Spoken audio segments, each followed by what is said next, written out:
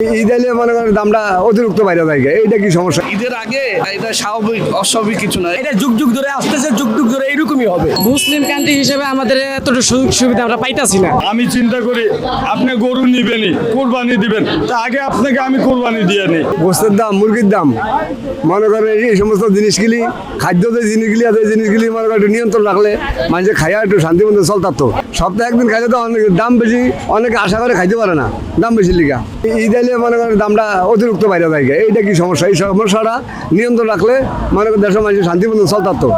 সাধারণত যারা কামাই না করতে এখন কষ্ট না, দেখা গেছে মনে করেন আপনি দিত 1 কেজি ডাল হেন এক পাড়াইল নেয়, এক পাড়াইল নিলে আমার এই টানাটা নিচ্ছে ওই জায়গা। এখন বাজারে যে পরিস্থিতি মনে করেন যে একটা সাধারণ মানুষ মনে করেন যে মাছ কিনতে গেলে বা গোস কিনতে গেলে ঠিক আছে অনেকটা দেখা গেছে একটা মানুষ একদিনে হাজিরা পায় সর্বোচ্চ 500 থেকে 600 টাকা। 1 কেজি গরু গোস কিনতে গেলে নর্মালে 7 থেকে 750 টাকা 800 টাকা নেয়, ঠিক আছে। দেখা গেছে আমাদের মতো পাবলিকের এভাবে কিনা খাওয়াটা সম্ভব না, তাই না? দেখা গেছে যদি একটু কম হইতো তাইলে দেখা গেছে সবাই খেতে পারতো। মুসলিম কান্ট্রি হিসেবে আমাদের এতটা সুযোগ সুবিধা আমরা পাইতাছি না, ঠিক আছে। মুসলিম কান্ট্রি হিসেবে যদি অন্য দেশের মতো যদি আমাদের দেশে মনে করেন যে সুযোগ সুবিধা হইতো তাহলে সবাই খেতে পারতো। যারা মাছ ব্যবসা করেন তাদের সিন্ডিকেটের কারণে হয়তো বা এটার দাম বাড়ে, কারণ না হলে গ্রামে দেখা যায় যে অনেক সময় যেখানে উৎপাদন হয় সেখানে অনেক কম, আর আমরা যখন এখানে কিনি এদের দাম অনেক বেশি। ঈদের আগে এটা এসে কি একটা নর্মাল টেন্ডেন্সি যে ঈদের সময় সব কিছু দাম বেড়ে যায়, তো এটা স্বাভাবিক অস্বাভাবিক কিছু না। এটা অনেক দিন ধরেই আমরা দেখি যে ঈদ হলে গরুর মাংসের দাম বাড়ে, খাসির মাংসের দাম বাড়ে, মাছের দাম বাড়ে, সব কিছুর দামই বাড়ে।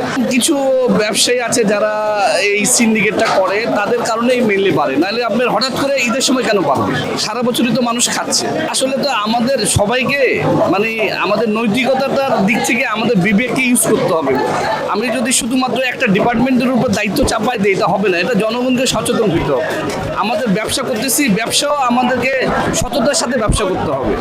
আমি ইচ্ছা করলাম, আমি আমার সুযোগ পেলাম, আমি দাম বাড়ায় দিলাম, মনোপলি ব্যবসা করলাম, এইটা ভুলে হবে। এখানে অত তুলনামূলকভাবে বাড়তি নাই, যেখান থেকে পাইকারি বাজারের থেকে 20-30 টাকা ডিফারেন্স, এর বেশি ডিফারেন্স না।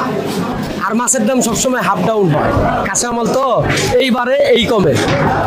এটা যুগ যুগ ধরে আসতেছে, যুগ যুগ ধরে এইরকমই হবে। এটা নিয়ে চিন্তার কোনো কারণ নাই। 1 কেজির জায়গায় আধা কেজি খাইব যখন দাম বাড়বে, আর যখন কম পাইবো তখন 1 কেজির জায়গায় 5 কেজি নিব। ওই যে কোরবানি আইতেছে এর লেগে গরুর দাম বাড়বে। দুইটা কোরবানি গরু কিনতেছে, এখন মনে করেন যারা ব্যবসা করে এরা গরু পাইতেছে না, এর জন্য এটা নিয়ে দাম বাড়তে থাকে। মাংস দাম তো বাড়বে, ঈদের সময় না মালের আমদানি কম হবে, চাহিদা বাড়বে। আমাদের বাংলাদেশে তো মনে করেন সব জিনিসের দাম বেশি। আগে খাবারের কেজি ছিল মনে করেন 40 টাকা 50 টাকা, এখন 100-150 টাকা কেজি। এই জন্য আপনি যদি একটা গরু পালেন তার পিছনে খরচা কয় টাকা আছে, রাখালের বেতন কয় টাকা আছে, ওই জন্য চাহিদার বাইরে জায়গা। আমরা যদি কমে না কিনতে দিই আমরা কীভাবে কমে বেচবো? আমরা তো কমে কিনলে কমে ব্যস্ত হবে। 15 দিন আগে যে গরুটা বিক্রি হইতো 95,000 টাকা, এখন বর্তমানে 1,10,000 টাকা। গরু প্রতি যদি 15 থেকে 20,000 টাকা বাড়তি, এই বৃদ্ধিটা কোথায় যাবে? অন্য খ্রিস্টান রাষ্ট্রতে যান, তাদের বেধর্মী তাদের যদি কোনো বড় অনুষ্ঠান হয় তারা দাম কমায় দেয়, যেটা বিক্রি ওদের কাছে 5 টাকা, ওরা বিক্রি করে 4 টাকা 50 পয়সা। আর আমাদের এদিকে উল্টো, রমজান মাসে একই অবস্থা, এই কুরবানিতে একই অবস্থা।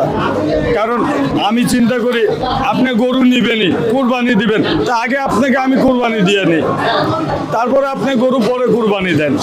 আমাদেরকে নিজেই চলতে কষ্ট হচ্ছে, তো সাধারণ মানুষদেরকে তাদেরকে আরও বেশি কষ্ট হবে। যেহেতু আমি এই কাজ করি বিদায় 1 কেজি গোস নিয়ে খেতে পাচ্ছি, ভালো ভালো লোক 1 কেজি গোস নিয়ে খেতে পারে না, কারণ 1 কেজি গোস নিলে 1000 টাকা পড়ে, মশলা থেকে নিয়ে তেল নুন সম্পূর্ণ 1000 টাকা পড়ে। 1000 টাকা কামাই করতে পারে না একজন লোক, তো 1000 টাকা দিয়ে যদি গোস খায়, চাইল্ড ডাল কোথায় গেলে?